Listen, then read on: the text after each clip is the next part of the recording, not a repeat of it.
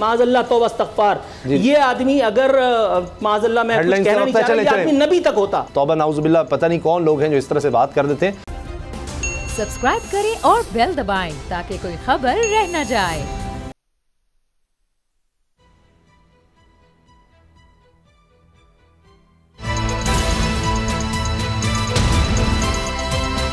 अब पता चला। बिस्मिल्लाहिर्रहमानिर्रहीम, अस्सलाम वालेकुम। मैं हूं मोहम्मद उसामा गाजी और आप देख रहे हैं अब पता चला। सियासत में इस वक्त एक मंडी लगी है, बल्कि यूं कहें कि मछली मंडी लगी है तो भी गलत ना होगा। अपोजिशन में बैठी हुई तहरीक इंसाफ हो या फिर ताज़ा इख्तिदार में पहुंची मुत्तहिदा हुकूमत, दोनों तरफ से चोर चोर का शोर मचाया जा रहा है और इख्तिदार की चाह में अक़दार को पांव तले रौंदा जा रहा है। अवाम माशी बहरान से तंग हैं और राहबर आइनी बहरान को लेकर हालत जंग में है। पंजाब में हमजा शहबाज की हलफ बर्दारी की कोशिशें मुसलसल जारी हैं। इसे हॉर्स ट्रेडिंग कहें, ज़मीर फरोशी या फिर ज़मीर की बेदारी कहें, हमजा जैसे तैसे करके वज़ीर आला का इंतखाब तो जीत गए, मगर हलफ बर्दारी की तमन्ना अभी दिल में है। वालिद की तरह वो भी शेरवानी लिए फिर रहे हैं। लाहौर हाई कोर्ट ने इस मामले पर महफूज फैसला सुना दिया। गवर्नर पंजाब को कल यानी 28 अप्रैल तक रात 12 बजे तक खुद या नुमाइंदे के जरिए हलफ लेने का कहा गया है। यह हुक्म है या मशवरा? गवर्नर भी आइनी माहिरीन से सलाह मशवरे कर रहे हैं। कल हमजा शहबाज वज़ीर आला का हलफ उठा पाएंगे या नहीं, आसार इसके कुछ दिखाई नहीं देते। आज हमजा शिकवा ये कर रहे थे कि अनाज छोटी है और आइन बड़ा। गवर्नर पंजाब के नाम उनका मशवरा यह था कि आइन की पासदारी करें, अपना दामन दागदार ना करें। जवाब पीटीआई की तरफ से आया कि आप भी दामन पर लगे हुए करप्शन के दाग को जरा देखें। इस दाग में मनी लॉन्ड्रिंग एक बड़ा इल्जाम है, मगर इसे किस्मत कहें, सियासत कहें या फिर कुछ और, कि जैसे हमजा शहबाज को हलफ बर्दारी के मामले पर अदालत से रिलीफ पर रिलीफ मिल रहा है, वैसे ही मनी लॉन्ड्रिंग केस में फर्द जुर्म आयद होने की तारीख पर तारीख मिल रही है। आज भी वो फर्द जुर्म आयद होने से बाल बाल बच गए और 14 मई तक की लंबी तारीख मिल गई। ये तारीख उनके वालिद मोहतरम वज़ीर आज़म पाकिस्तान को भी मिल गई है। आज इस हवाले से कोर्ट में होने वाली समाअत बड़ी अहम थी। पहले शहबाज शरीफ बीमारी की वजह से गैर हाजिरी की दरखास्त करते थे, आज बीमारी की जगह जिम्मेदारी बहाना थी। अदालत को उनके वकील अमजद परवेज ने बताया कि इस केस के मरकजी मुल्जिम शहबाज शरीफ अब वज़ीर आज़म पाकिस्तान बन गए हैं और काबीना के इजलास की सदारत कर रहे हैं, इसलिए अदालत में हाजिर नहीं हो सकते। इन्हें हाजिरी से इस्तिस्ना दिया जाए। यूं अदालत को एक बार फिर हाजिरी से इस्तिस्ना देना पड़ गया। एक और अहम डेवलपमेंट यह हुई कि FIA के तफ्तीशी अफसर नदीम अख्तर ने अदालत को बताया कि शहबाज शरीफ और हमजा शहबाज के मुकदमे की तहकीकात करने वाले तफ्तीशी अली मर्दान का सिंध तबादला हो गया है। कल रात ही इन्हें यह केस मिला है और इन्हें अभी इस केस का जायजा लेना है। आज की समाअत से निकलने वाला नतीजा यही है। जो समाअत 14 मई तक मुलतवी हुई है, इसमें अभी तारीख पर तारीख पड़ती रहेगी। ये सिलसिला कब तक चलेगा और क्या कल वज़ीर आला पंजाब की हलफ बर्दारी का मामला भी अंजाम को पहुंचेगा या फिर इसमें भी नई तारीख मिल जाएगी? इसी से आगाज़ करेंगे। नज़ीर लगारी साहब और नूरुल आरिफीन मेरे साथ हैं। लगारी साहब, कल शहबाज शरीफ के बेटे हमजा शहबाज आपको वज़ीर आला बनते नजर आ रहे हैं या अभी भी लटकेगा मामला? ये बहुत मुश्किल सवाल है और मैं इत्तफाक है कि आज किसी नजूमी से भी नहीं मिल सका हूँ कि मुझे बताता कि ये मामला कहाँ तक जा रहा है और इसको कहाँ तक खींचा जा सकता है। और एक तो ये है कि आपने बहुत अच्छी बात की इंट्रो में कि जी अक़दार को ना रौंदा जाए। मेरे ख़्याल में यही एक चीज़ रह गई हमारे पास, चूँकि कवानीन और आइन और सब कुछ रौंदा जा चुका है, रौंदा जा रहा है, अक़दार रह गई हैं हमारी, शायद उनको भी रौंदा जा रहा है। अगर आप किसी मामले पर बात करें तो उसके बाद जो गालियों की बौछार आती है उससे तो आदमी लरज़ कर रह जाता है। अब इसका मुकाबला करें या अक़दार का मुकाबला करें या वैल्यूज़ का मुकाबला करें। अच्छा, और बहुत ही थर्ड क्लास किस्म की गालियाँ दी जाती हैं। अब उसके बारे में कुछ नहीं कह सकते। आपने फरमाया है कि ये जो कुछ हो रहा है हार्स ट्रेडिंग है या ज़मीर की बेदारी है। ज़मीर बेदार हो जाए तो उसे हार्स ट्रेडिंग कहा जाता है और हार्स ट्रेडिंग हो रही हो तो उसे ज़मीर की बेदारी कहा जाता है। इस सौदेबाजी में हमें देखने का मौका नहीं मिलता है कि हम ज़मीर का जाकर चेक करें। एक दफ़ा ज़मीर का बेदारी हुई थी 2002 में और हमें पता भी चल रहा था। वो हमारे दोस्त थे, अपना ISI के डिप्टी DG हुआ करते थे और जो लोगों के ज़मीर बेदार कर रहे थे और चुन चुन कर लोगों को पैट्रियट बना रहे थे, यानी बाकायदा ऐलान हुआ, यानी बाकी पार्टी जो है वो गैर पैट्रियाट है, और जो उनके साथ जा रहे हैं या उनका कहना मान रहे हैं, और जो जाकर हुकूमत का साथ दे रहे हैं वो पैट्रियाट होते जा रहे हैं। तो ये एक हमारे पास एक ये भी तारीख है।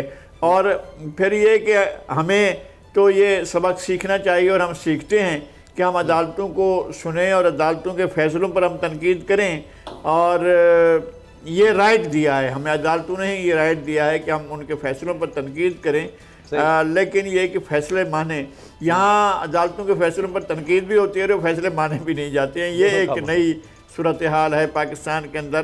तो हम देखते हैं कि जहाँ ये खुली है छूट कि जनाब अदालती फ़ैसलों को ना मानो, और उन फैसलों के होते हुए जब सुप्रीम कोर्ट कहे कि 10:30 बजे आपने हलफबर्दारी करनी है, और अगर नहीं करते हैं तो आप उससे वायलेट करते हैं, रात को 12 बजे तक अगर आप हलफबर्दारी के बजाय तकरार का सिलसिला करें, तो कोर्ट अपने आर्डर पर अमल दरामद करने के लिए अगर एक्टिवेट हो तो हम पूरे तीर लेकर, और पूरे तीर के कमाने भी साथ रखकर, और फिर तीर खींच कर हम मारते हैं, और सीधे कि जनाब जाकर पूरे के पूरे 5 जज साहबान इज़्ज़त माब आली मर्तबत 5 जज साहबान जो है उसका निशाना बने, ये भी हम करते हैं।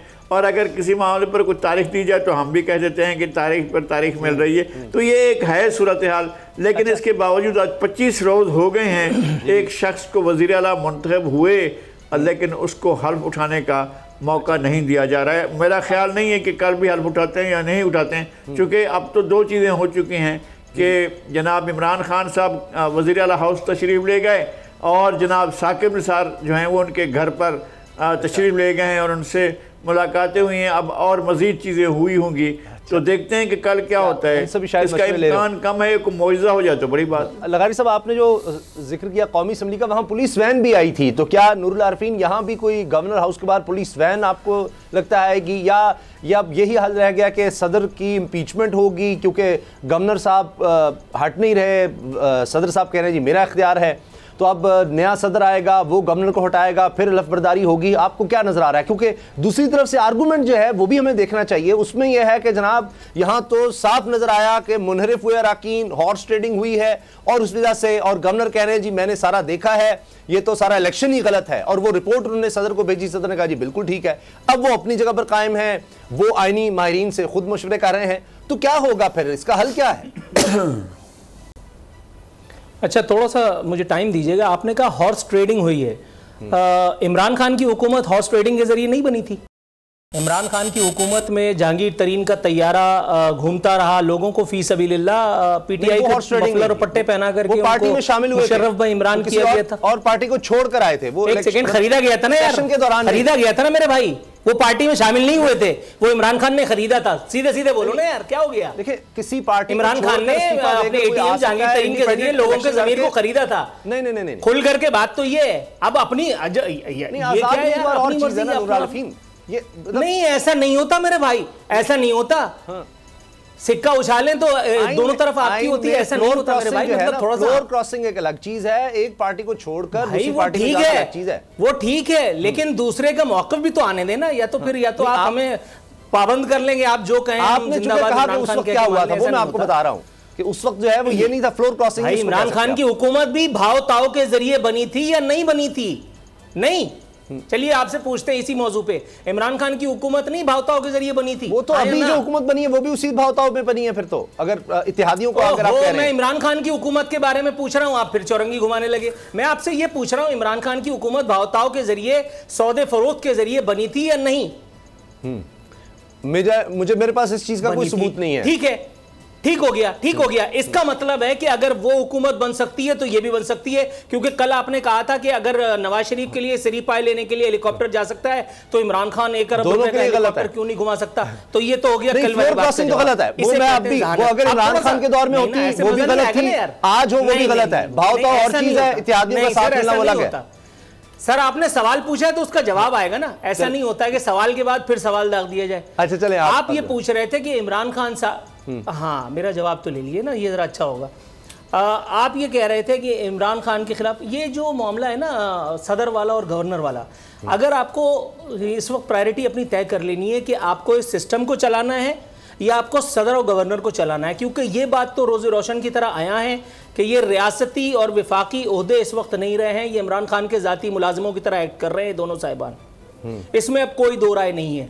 जब सदर का दिल चाहता है तो उनकी एक मशकूक बीमारी दर आती है, जैसे आसिफ जरदारी की एक मशकूक बीमारी थी जब उन्होंने ईंट से ईंट बजाई थी। फिर जब तक उस बीमारी को सऊदी अरब में नौकरी नहीं मिल गई, उसके बाद फिर आसिफ जरदारी की माफ़ी तलाफी हुई। इसी तरह से यहाँ इनकी मशकूक बीमारी है, जब चाहते हैं टाठे हो जाते हैं, जब चाहते हैं उठ के खड़े हो जाते हैं, जब चाहते हैं सर्कस करने लगते हैं, और जब चाहते हैं बिस्तर पे अलील होकर के लेट जाते हैं। आपको या तो सदर और गवर्नर का इंतखाब करना पड़ेगा, या तो आपको इस सिस्टम को अगर चलाना है तो आपको इनका इंतखाब करना पड़ेगा।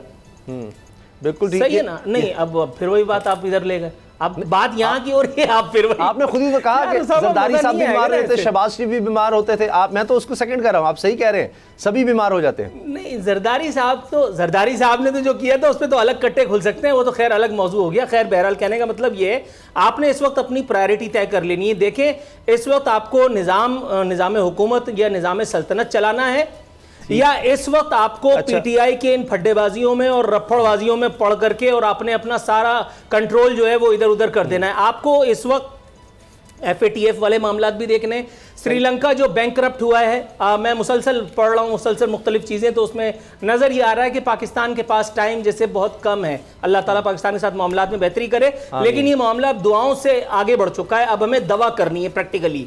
नवाज शरीफ इस वक्त मौजूद नहीं है, इमरान खान इक़्तिदार से बाहर हो चुके हैं। शहबाज शरीफ पर आप जितना तबर्रा करें, मैं जितनी लान तान करूँ, लेकिन हकीकत इस वक्त ग्राउंड रियलिटी ये है कि इस वक्त शहबाज शरीफ इस मुल्क का वज़ीर आज़म है, और अगर पाकिस्तान को बैंकरप्सी से बचाना है तो इसी हुकूमत ने बचाना है। इसके लिए बाहर से कोई मौजज़ा नहीं करने के लिए आएगा। दुआगो हैं कि अल्लाह ताला पाकिस्तान के लोगों को, यानी पाकिस्तान में ये जो निज़ाम सल्तनत चलाने वाले लोग हैं, इनमें इतनी फहम और इतना शऊर, इतना इदराक अता कर दे कि ये अपनी जाती अना से बुलंद होकर के निज़ाम सल्तनत को फौकियत दें, तब तो है बात। चले, वो नहीं हो रहा, पता नहीं अभी इम्पीचमेंट पे फिर मामला जाएगा, मुझे तो ये लगता है, क्योंकि उसके अलावा मुझे कोई हाल नज़र नहीं आ रहा कि सदर साहब को हटाएंगे तो उसके बाद ये बात आगे बढ़ेगी। अच्छा लगारी साहब, दूसरी तरफ हमने देखा शहबाज शरीफ साहब के केसेस। इमरान खान साहब कहते हैं जी मैं बेबस था, नैब मेरे पास नहीं है, अदालतें आज़ाद हैं, मैं क्या करता। FI उनके पास था, वहाँ उन्होंने केस चलाने की कोशिश की। अब तो वो FI सारे का सारा शहबाज शरीफ साहब के पास है। वो वज़ीर आज़म है, पहले बीमार थे, अब मसरूफ़ हैं, तो ये तो केस ही नहीं चल सकता। हम किससे मजाक करते हैं कि जब एक प्राइम मिनिस्टर है वो काबीना का कह रहे हैं जी वो इजलास में सदारत कर रहे हैं, वो काबीना के इजलास तो होते रहेंगे। तो अदालत में FIA का बंदा भी उन्होंने बदल दिया, प्रोसिक्यूशन भी FIA ने करनी है, वो वज़ीर आज़म के अंडर है, तो वो किस तरह ही जो मुल्ज़िम है वही केस चलाएगी, तो मुमकिन ही नहीं है, दुनिया में कहीं नहीं होता। तो इसको फिर बंद कर देना चाहिए। तो मजाक हो रहा है, इससे अदालतों का भी मजाक बनेगा कि जनाब यहाँ से तो इंसाफ हो नहीं सकता, वज़ीर आज़म बनो, अपने केस ख़त्म करवाओ, ताकत में आओ, सियासत में आओ, सीट आ जाएगी, उसके बाद आपके केस ख़त्म हो जाएंगे। जिस तरह भी है ताकत में आ जाओ, केस अगर ख़त्म करवाने हैं तो ये आसान हल है। तो ये केस ख़त्म कर देना चाहिए, बंद कर देने, FI रिपोर्ट दे दे जी हम इसको परसू ही नहीं कर सकते, तो मजाक है वरना। अच्छा, ये 2-3 आज ही मेरे ख्याल में वो बयान चल रहा था बशीर मेमन साहब पर, उन पर भी चार्जेस लगाए गए थे, वो भी अब बरी हुए हैं। FIA बात तो इतने ताकतवर हैं कि FIA को कहते हैं कि जो रिपोर्ट सुप्रीम कोर्ट में देनी है वो रिपोर्ट हमारे पास ले आओ, पहले हम उस रिपोर्ट को देखेंगे। जबकि उनका इस्तेहकाक भी नहीं था, कोर्ट ने ये कहा भी नहीं था कि ये रिपोर्ट हमें पहुंचाई जाए। लेकिन रात के 1 बजे जाकर FIA के DG ने वो रिपोर्ट जो शहजाद अकबर साहब थे उनकी खिदमत में जाकर पेश की थी, और अगले दिन जो है उन्होंने सुप्रीम कोर्ट में पेश की थी। तो ये तो इदारे का हाल है। और उससे पहले नैब का एक स्टेटमेंट मैं आपको याद दिलाता हूँ, अगर आपको याद हो तो चेयरमैन नैब ने कहा था कि अगर मैं हुकूमत के मामलात, जब वज़ीर आज़म जनाब इमरान खान साहब थे, तो अगर मैं हुकूमत के मामलात खोलने बैठ जाऊँ तो हुकूमत तो गिर जाएगी। उनकी तफ्तीश उस वक्त वजह थी क्योंकि जनाब इमरान खान की हुकूमत का गिर जाने का ख़तरा था, और गिर जाने के बाद फिर और से बहुत से मामलात हो सकते थे जो नहीं हुए हैं। तो इस तरह से ये मामला भी है कि जनाब शहबाज शरीफ साहब को पेश होना है, लेकिन वो काबीना का इजलास कर रहे हैं। ये कोर्ट की मेहरबानी हुई कि उन्हें आगे की मई की तारीख दे दी गई है, और उस मई को क्या होता है, उन्हें अदालत से इस्तिस्ना भी दे दिया गया है। यह आप ही ने बताया इंट्रो में कि उनको इस्तिस्ना भी मिल चुका है। तो ये हर आदमी जब इक़्तिदार में होता है तो वो अपने दायरे कार को और वसी कर लेता है, और जब इक़्तिदार से बाहर होता है तो वो समझता है कि मनसबदार के ऊपर जो छतरी लगी हुई है इसको गिरा दिया जाए, ताकि ये छतरी जो है मैं ले लूँ, फिर उसके बाद उठाकर इसको सीधा जेल भिजवा दूँ। ना इमरान खान साहब की ख्वाहिशें पूरी हुई, ना उस वक्त इनकी ख्वाहिशें पूरी हुई हैं जो हुकूमत में नहीं हैं, जो आज हुकूमत में हैं। इनकी ख्वाहिशें ये थीं कि BRT केस खुले, मालम जब्बा केस खुले, हेलीकॉप्टर केस खुले, वो बेशुमार केसेस थे, वो खुलवाना चाहते थे, नहीं खुलवा सके थे। आज खुलवाने की पोजीशन में हैं लेकिन खुलवा नहीं रहे हैं। अब तो अपने दिफा कर रहे हैं ना, जो कुछ उनके ऊपर किया गया आप उसके दिफा में लगे हुए। अब देखिए कि एक तरफ दिफा होता है कि फराह गोगी साहिबा का बड़ा सुनते हैं, इतने करोड़ इतना वो ज़मीन ले ली एक हफ्ता पहले रिंग रोड से, फिर बेच दी इतने में, ये खबरें बहुत हैं। प्रेस कॉन्फ्रेंस से मरीम साहिबा करती हैं, मरीम औरंगज़ेब साहिबा, मरीम नवाज़ साहिबा, बड़े बड़े इल्ज़ामात, और मैं वो लफ्ज़ नहीं दोहराना चाहता, वही इक़्तिदार वाली बात जो आपसे हम सीखते हैं, ऐसे ऐसे जुमले फिर वो बोलती हैं, और दूसरी तरफ से भी कोई रायत नहीं है, दोनों तरफ से। लेकिन केस कोई नहीं बनाते। कहीं ये तो नहीं कि ये केस बनाएंगे तो फिर ऐसे केसेस में मसलन तोशा खाना है तो उसमें तो फिर सारे आ जाते हैं, कहीं ये वजह है कि तोशा खाना का कोई केस नहीं बनाते फिर ये? देखिए, सेलेक्टेड किस्म का इंसाफ तो सारे कर सकते हैं ना। ये तो आसान होता है, अगर इस्तग़ासा जा रहा हो तो अपना नाम रख दे पीछे और बाकी का नाम आगे कर दे, इस तरह तो हो सकता है। लेकिन अभी अगर छतरी दे जा रही है एक दूसरे को तो उस छतरी को ही देख लेते हैं। बाकी ये नहीं है कि केस नहीं बन सकता, केस बन सकता है, लेकिन ये हमें मालूमात हासिल ज़रूर करनी पड़ेंगी कि अगर किसी ने तोशा खाने से कोई तोहफ़ा उठाया है और उसकी कितनी कीमत दी है, और बाहर जाकर उसने बेचा या अपने घर में सजा दिया, ये भी हमें देखना है। लेकिन अगर बाहर जाकर बेचा है और किस कीमत में बेचा है, और फिर उन्होंने हमारे जनाब वज़ीर-ए-आज़म साबिक़ वज़ीर-ए-आज़म जनाब इमरान खान साहब ने उसकी तौजीह भी दी है। उन्होंने कहा है कि मैंने जो तोहफे बेचे थे उनसे मैंने रोड बनवाया है। अब जब खाते निकलवाए गए तो मालूम हुआ वो रोड के बनने पर जनाब इमरान खान साहब का इनपुट जो था 30 लाख रुपए का था, और रोड 30 लाख में तो रोड नहीं बनती, बंगला भी नहीं बनता, घर भी नहीं बनता है। एक 20-80 गज के प्लाट पर भी ये 30 लाख का तो आप, मैं नहीं समझता हूँ कि घर बन सकता है। सही। अब ये रोड कैसे बन गया 30 लाख में, मुझे समझ में नहीं आता है। अपने घर के आगे वाली जो जगह है उसका जिक्र किया हो, बाकी जो है वो सरकार ने दी हो। अच्छा नूरुल आरफीन, जो लोग अपोजिशन में थे तब सजा नहीं हो सकी, और मैं जरदारी साहब को करोड़ों में थे, हम यहाँ अदालतों में धक्के खाते हैं और ये बाहर चले जाते हैं, हमने यहीं पर रहना है। ये अभी चंद हफ्ते पहले तक की बात या चंद माह पहले तक की बात है। तो मियाँ नवाज शरीफ साहब का कभी इस मुल्क में आप देख लें केसेस बहुत बड़े बड़े बने, लेकिन वो बाहर चले जाते हैं। इसी तरह इनके ऊपर भी केसेस बने, चंद दिन ज़रूर जेल में गुजारे, उसके बाद फिर देख लें वो केसेस ही चलते रहे ज़मानत पर। तो जब अपोजिशन में तो ये था कि मरीम साहब को नैब ने बुलाया तो पथराव हो गया था। ये मैं अपोजिशन की कहानी सुना रहा हूँ। अब जब हुकूमत में है तो तसव्वुर भी कैसे किया जा सकता है कि आपको केस चला लेंगे? तो ये अदालत भी कहती है कि जी मुझे रिमार्क्स ये पढ़ने पड़ रहे हैं कि जी ऐसे आखिर कब तक चलेगा? अदालत ने इस्तफसार किया कि हाज़िरी से माफ़ी की दरख्वास्त ऐसे आखिर कब तक चलेगा? अदालत भी पूछ रही है जी कब तक चलेगा। वो भी तंग आ जाते हैं, उनको बता दिया जाए जी ये चल ही नहीं सकता, बंद करें इसको, क्योंकि FIA है, वो जाके रिपोर्ट दे दें जी हम मातहत हैं वज़ीर आज़म के, केस ही नहीं बनता, इतना सा उन्होंने कह देना है, ख़त्म कहानी। देखिए, जो बात आप कर रहे हैं, मतलब मैं अगर इसके डिनाइल में जाऊं तो मेरा ख्याल है वो ज़मीनी हक़ाइक़ से रूगर्दानी होगी। ये बात आपकी 16 आने दुरुस्त है। इक़्तिदार पर कोई भी हो उसके लिए मुल्क का कानून, मुल्क का आइन बिल्कुल वो होता है जो उसकी मर्ज़ी के ऐन मुताबिक हो, वो जो जी चाहता है करता है। नवाज़ शरीफ साहब का मैं अगर आपको सुनने में तशफ़ी हो, अगर आपको अच्छा लगता है तो मैं ये भी कह देता हूँ, और मैं हमेशा से कहता आया हूँ कि नवाज़ शरीफ साहब का फ़रार होने का ट्रैक रिकॉर्ड है। नवाज़ शरीफ हमेशा अपने हामियों, अपने पार्टियों को, अपने पार्टी को, अपने पार्टी वर्कर्स को भंवर में छोड़ करके वो भागने का एक रिकॉर्ड रखते हैं। पहले मुशर्रफ के साथ डॉक्यूमेंट साइन करके भागे, 5 साल तक झूठ बोलते रहे कि मैंने कोई डॉक्यूमेंट साइन नहीं किया। जब मुशर्रफ ने डॉक्यूमेंट पेश कर दिया तो उसके बाद फिर बगलें झाँकते पाए गए। दूसरी बार जब मेडिकल NRO लेकर के गए तो अल्लाह माफ़ करे माज़अल्लाह, उन्होंने एक नई तारीख़ रकम की। अपनी मरहूमा वालदा, अल्लाह उनकी आक़िबत बख़ैर करे, उनका ताबूत उन्होंने रवाना फरमा दिया शुक्रिया के साथ, और यहाँ उनके मुलाजमीन ने उसको रिसीव करके और उसकी आखिरी रसूमात जो हैं वो अदा की। तो ये नवाज़ शरीफ साहब की ट्रैक रिकॉर्ड है और ये उनकी तारीख़ है। इसमें कोई दो राय नहीं कि ये जो चिगुएरा है ये सब पाकिस्तान से बाहर ही होते हैं। ये पाकिस्तान से अंदर आने के बाद इनके मामलात बिल्कुल मुख्तलिफ हो जाते हैं, इनकी क्लच प्लेटें दगा देने लगती हैं। इनके प्लेटलेट्स ऊपर होने लगते हैं, इनको मलकुल मौत सामने नज़र आने लगता है, और जब ये बाहर जाते हैं तो ये पिज़्ज़ा खाते हैं, जब ये बाहर जाते हैं तो ये गोल्फ देखते हैं, ये सिर्फ डंडी कूदना जो है वो रस्सी कूदना बाकी रह जाता है। ये बात तो दुरुस्त है। नवाज शरीफ के खिलाफ मैंने उस एक जुमले का आपको जवाब देना चाह रहा था जो आपने कहा कि केसेस क्यों नहीं ब्रेक आ जाती है। भाई तू मेरा हाजी बगोयम, मैं तेरा हाजी बगो।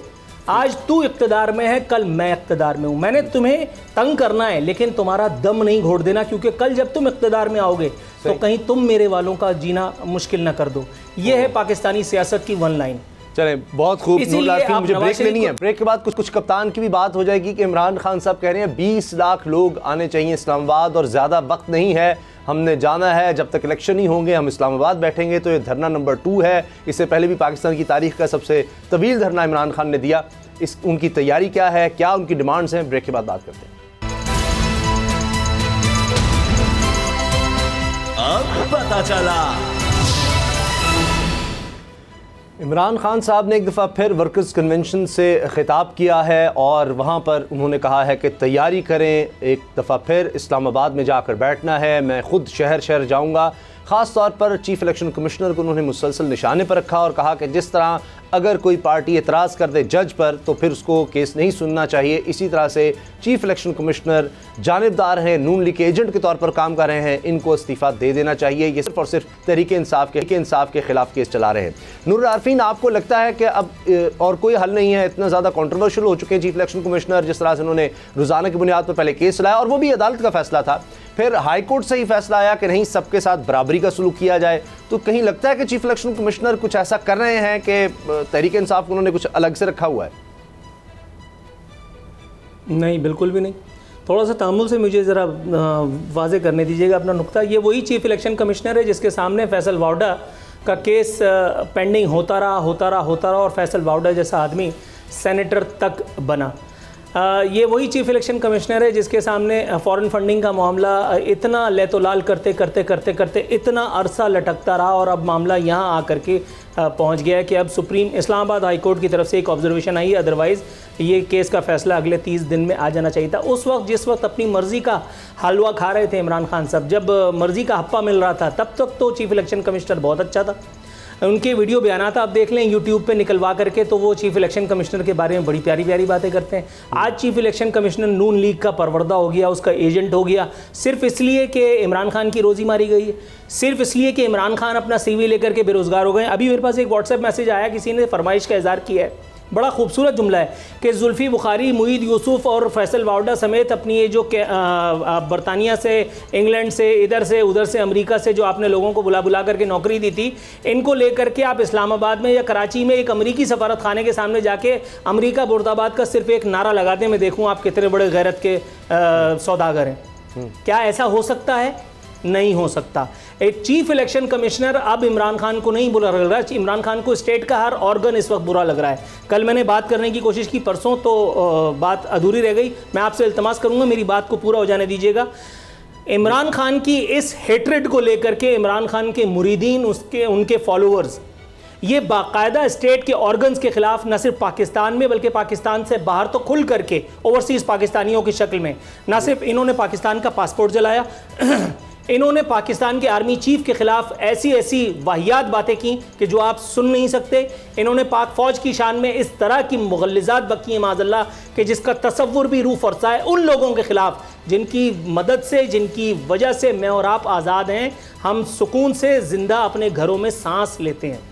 ये इमरान खान की हेट्रेड की पॉलिसी है जिसको कंटिन्यूएशन किए इनके फॉलोअर्स में। ओवरसीज़ पाकिस्तानियों को चूंकि ये डर नहीं है कि उनको पाकिस्तानी कानून उसको शिकंजा कर सकता है, उनको किसी जगह लटकाया जा सकता है, इसलिए वो वहाँ तो जो कुछ करना है कर सकते हैं। अब यहाँ पर इन्होंने एक नया स्वांग ये रचाया कि जी हम पाक फ़ौज की इज्जत करते हैं। और भाई पाक फ़ौज की इज्जत करते हो तो तुम अदलिया की तरफ क्यों जा रहे हो?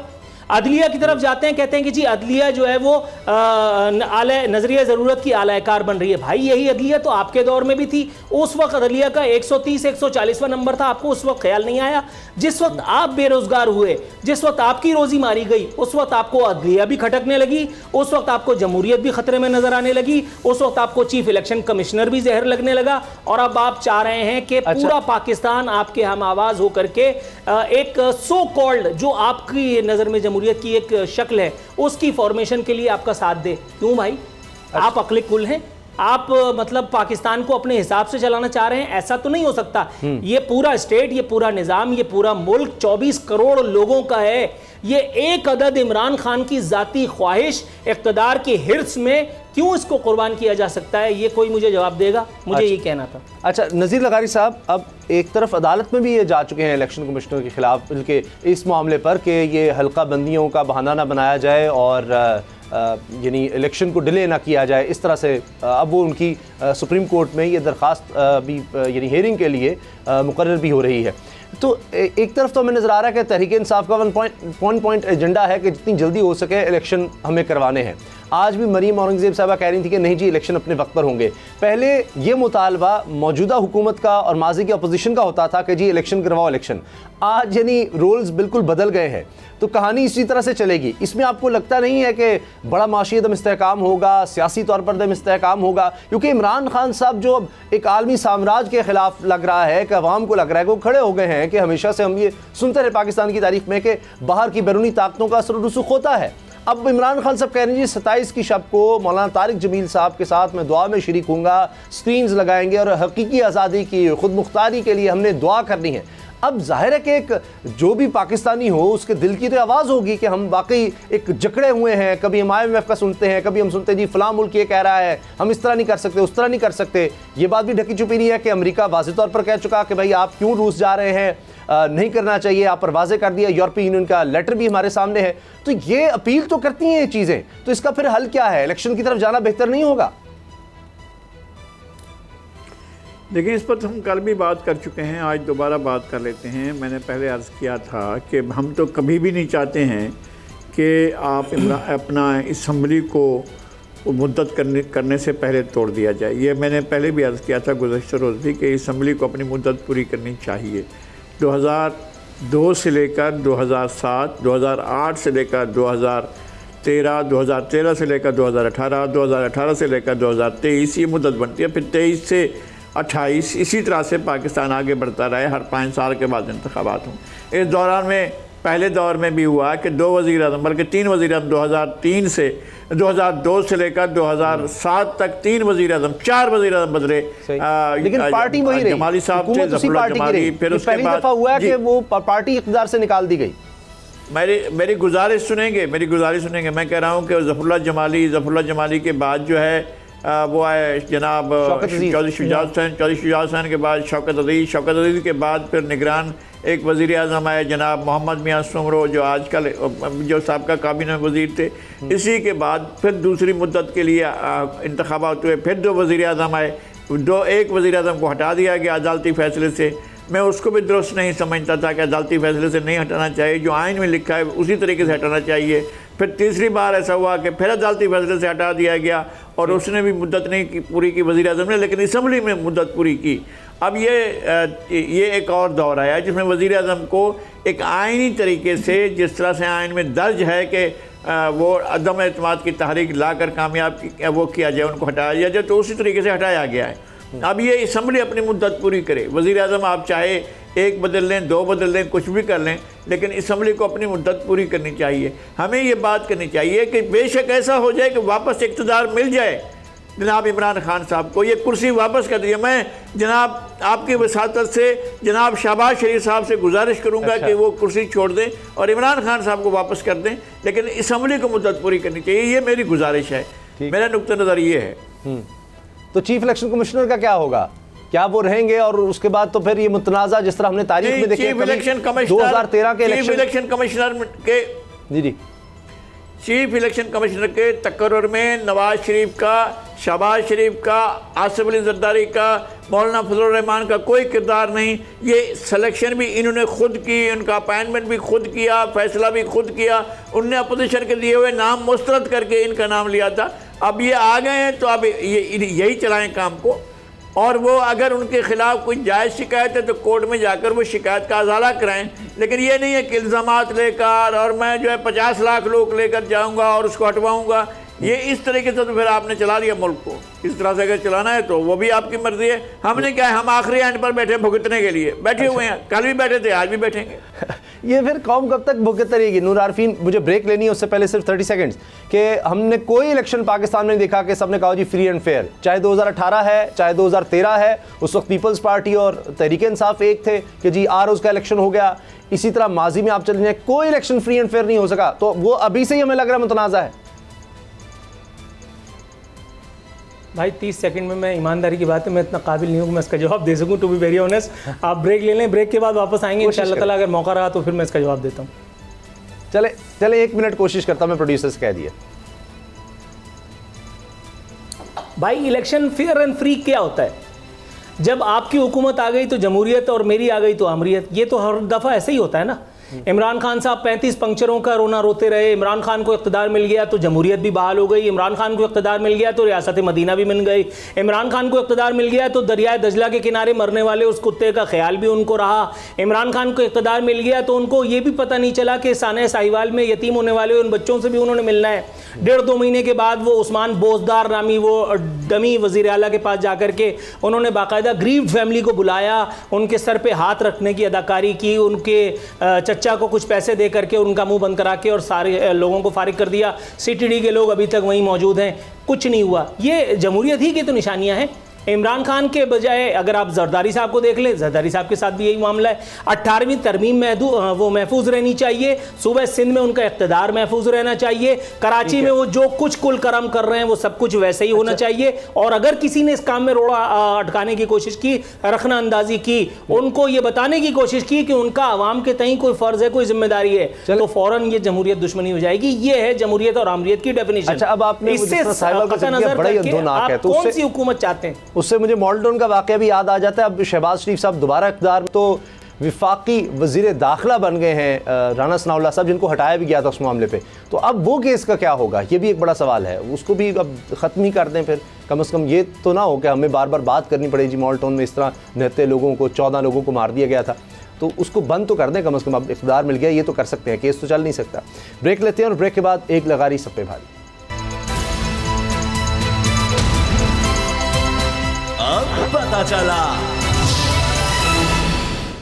जब हुकूमत में होते हैं तो कहा जाता है जी केसेस दबे रहते हैं, लेकिन जब हुकूमत छिन जाती है तो उसके बाद फिर केसेस सामने आने लग जाते हैं। मरीम साहब अभी इस हवाले से बहुत दफ़ा बात कर चुकी हैं, वाज़ेह तौर पर कह चुकी है जी तुम्हारी सारी काबीना वो जेल में होगी, ज़मानत भी नहीं मिलेगी। ये तो मरीम साहब ने ट्वीट भी कर दिया था। नज़ीर लगारी साहब, अब हाई कोर्ट में भी दरख्वास्त चली गई है और साबिक वफाकी वज़ीर और उनके भाई जो पंजाब में वज़ीर रहे, इनके हवाले से कोई केस है, इसमें क्या चीज़ें पता चल सकी हैं? एक तो ये बरसों से एक दरख्वास्त दी गई थी अपना लाहौर हाई कोर्ट में, और अहसन आबिद एडवोकेट हैं और वो भी इन्हीं के डिस्ट्रिक्ट के हैं, अपना डिस्ट्रिक्ट रहीम यार ख़ान के, और उन्हें दी हुई थी कि इनके असासे जो हैं वो तेज़ी से बढ़े हैं और आमदन से ज़ायद असासे हैं जो करोड़ों से अरबों में और अरबों से खरबों की तरफ चले गए हैं। और इल्ज़ामात लगाए गए थे खुसरो बख्तियार और उनके भाई के जो पंजाब के वज़ीर ख़जाना थे हाशिम जमा बख्त के बारे में। अहसन आबिद एडवोकेट ने एक दरख्वास्त पहले से फ़ाइल की थी जब ये हुकूमत में थे, खुसरो बख्तियार भी और उनके भाई भी, जनाब इमरान खान साहब का हुक्म था, लेकिन नैब इसके ख़िलाफ़ तहकीकात नहीं कर रहा था। ये फिर हाई कोर्ट में गए थे, हाई कोर्ट ने आर्डर किया था कि भाई तहकीकात की जाएँ, नैब ने उसको फॉलो नहीं किया, कोई इन्वेस्टिगेशन नहीं हुई। उन्होंने कई दरख्वास्तें दी जल्दी हेयरिंग की जाए, तब भी उनकी दरख्वास्त नहीं मानी जा रही थी। उन्होंने फिर नैब को दरख्वास्तें दी, तब भी नहीं सुनी जा रही थी। तो अब उन्होंने ये दरख्वास्त दी है कंटेम्प्ट ऑफ कोर्ट की नैब के ख़िलाफ़, यानी उसमें जो है चेयरमैन नैब को पार्टी बनाया गया है और उनके अलावा जो है वो डीजी नैब लाहौर शहजाद सलीम को पार्टी बनाया गया है और उनके अलावा अपना हाशिम जमा बख्त को और खुसरो बख्तियार को पार्टी बनाया गया है। और कहा गया है कि जनाब इनके ख़िलाफ़ कंटेम्प्ट ऑफ कोर्ट के तहत कार्रवाई की जाए, चूँकि हाई कोर्ट के आर्डर पर इन इदारों ने इन्वेस्टिगेशन नहीं किया और इनको तहफ़्फ़ुज़ किया है। तो इस पर जो है कल समाअत हो रही है। इसमें चेयरमैन नैब और डीजी नैब लाहौर को भी नोटिस किया गया है और खुसरो बख्तियार और हाशिम जमा बख्त को भी पेश होने के लिए कहा गया है। अब कल की देर है, देखते हैं कि कल ये हाई कोर्ट में क्या होता है। जस्टिस शहबाज अली रिजवी और जस्टिस अनवर हक पर मुश्तमिल जो बेंच है और ये बेंच के पास जो है ये मामला है और कल इसकी समाअत होनी 28 अप्रैल को इसकी डेट दी गई है। अब देखते हैं हमारे सामने होगा, बल्कि आप तो हमसे भी पहले जान पाएंगे कि वहाँ क्या सूरत हाल हुई है। और चेयरमैन नैब और डीजी नैब के ख़िलाफ़ कंटेम्प्ट ऑफ कोर्ट की ये पहली कार्रवाई होगी अगर अदालत इस फैसले को लेकर आगे बढ़ती है तो। ठीक। अच्छा नूरुल आरफीन, जिस पर हम पहले थे उस पर तफसील से बात नहीं हो सकी कि इमरान खान साहब अब ये कह रहे हैं कि जी 20 लाख लोग, ये बहुत बड़ी तादाद होती है, इसमें कोई शक नहीं कि इमरान खान साहब ने बहुत बड़े बड़े जलसे किए हैं कराची में, लाहौर में, पेशावर में, लेकिन अब जिस तरह वो कह रहे हैं मैं हर शहर जाऊंगा, तो आपको लगता है कि वो इतनी बड़ी तादाद में लोग ला सकेंगे इस्लामाबाद? और अगर इसका मैं समझता हूँ 10वां हिस्सा भी वो ले आए तो जाहिर है कि ये बड़ा मुश्किल हो जाएगा हुकूमत के लिए कंट्रोल करना। क्या हो जाएगा, मतलब जनरल नॉलेज के लिए अगर आप मुझे बताएं क्या हो जाएगा? चलो 40 लाख लोग आ गए, फिर क्या होगा? सानू की शहबाज शरीफ वज़ीर आज़म नहीं रहेगा? इस मुल्क का आइन डर के भाग जाएगा कहीं? इस मुल्क में मतलब फ़ौजों में कोई सरासीमगी फैल जाएगी?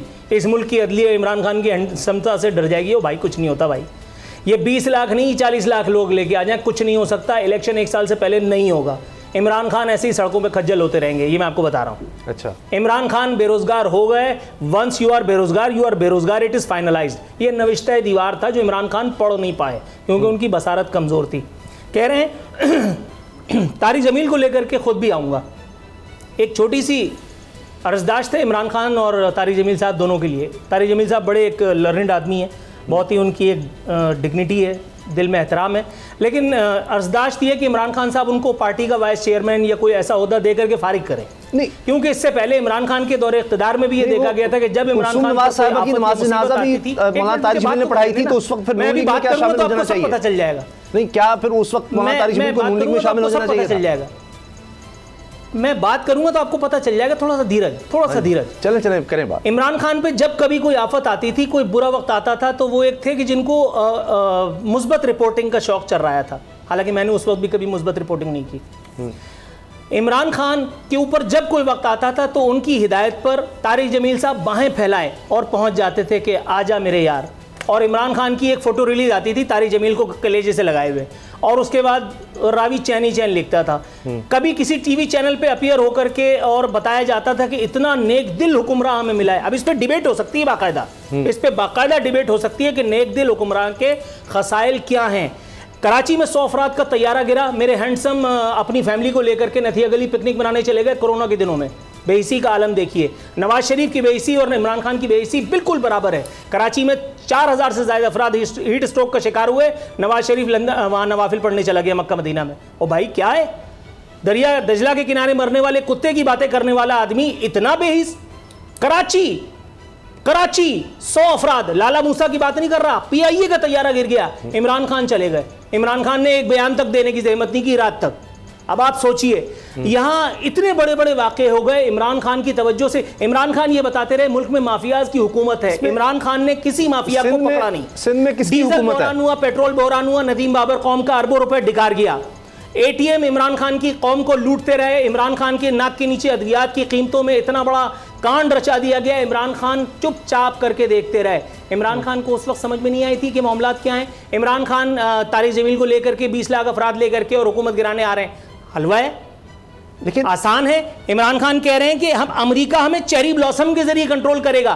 तारिक जमील साहब इमरान खान को यह बताएंगे कि बात करने की तरीक़ेकार किस तरह से, आदाब नशिस्त व बर्खास्त के अंदाज क्या होते हैं। तारिक जमील साहब के खुताबात अगर इमरान खान साहब को मैं ही भेज दूं तो बहुत सारी चीज़ें वाज़ेह हो जाएंगी। इमरान खान साहब जिस तरह से बातें करते हैं दीगर लोगों के बारे में, दीगर लोगों की तौहीन करते हैं, चाहे वो कोई भी हो, सिर्फ उनका मुखालिफ होना चाहिए। वो गद्दार भी होता है, वो इस्लाम दुश्मन भी होता है, वो मिल्लत फरोश भी होता है, वो मीर जाफर भी होता है, वो मीर सादिक भी होता है। जिस तरह नज़ीर लगारी साहब ने शुरू में किया, कहा कि इमरान खान के बारे में आप एक लफ्ज़ गलत बोल दीजिए, गलत इन्वर्टेड कॉमास में कह रहा हूँ। और जितने चेली चापड़ हैं, एंकरान कराम की फौज जो इमरान खान के लिए काम कर रही है, उनसे लेकर के वो वीलॉगर्स तक जिनको पिछले दौर में इमरान खान ऐवान वज़ीर आज़म में बैठ करके कंट्रोल करते थे, जिनको हमारे हिस्से की रोजी रोटी, हमारा पेट काट करके, जिनको अरबों रुपए के जो है वो बजट जिनको असाइन किया जाता था, वो आपके पीछे अल्लाह माफ़ करे माज़ल्लाह कुत्ते बिल्ली की तरह पड़ जाएंगे। जैसे आपने अभी एक नई लाहौल वला कुव्वत एक मुहिम पड़ी है, अल्लाह माफ़ करे माज़ल्लाह। मैं कहता हूँ तारिक जमील साहब को अगर इधर वो अपनी तवज्जो कर लेते तो इमरान खान के बारे में आसानी से कोई फतवा लग सकता था। अच्छा, एक बाकायदा मुहिम चल रही है कि अगर ये आदमी माज़अल्लाह तौबा इस्तग़फ़ार, ये आदमी अगर माज़अल्लाह मैं कुछ कहना नहीं चाह रहा, ये आदमी नबी तक होता। तौबा तौबा, वो अब जो भी ये कर रहा है उसना चाहिए तौबा नाउज़ुबिल्लाह, पता नहीं कौन लोग हैं जो इस तरह से बात कर देते हैं, और उनके खिलाफ एक्शन होना चाहिए और पब्लिकली भी इसको कंडेम करना चाहिए। और जो मेरा ख्याल है पार्टी लीडर्स हैं उनको ये सामने आकर करना चाहिए कि कोई अगर इस तरह की बात करे तो इंतहाई गलत है, इसको हमें इस ट्रेंड को रोकना चाहिए। प्रोग्राम देखने का शुक्रिया, इजाज़त दीजिए, अल्लाह हाफ़िज़।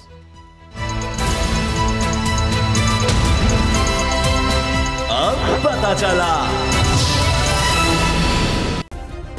सब्सक्राइब करें और बेल दबाएं ताकि कोई खबर रह न जाए।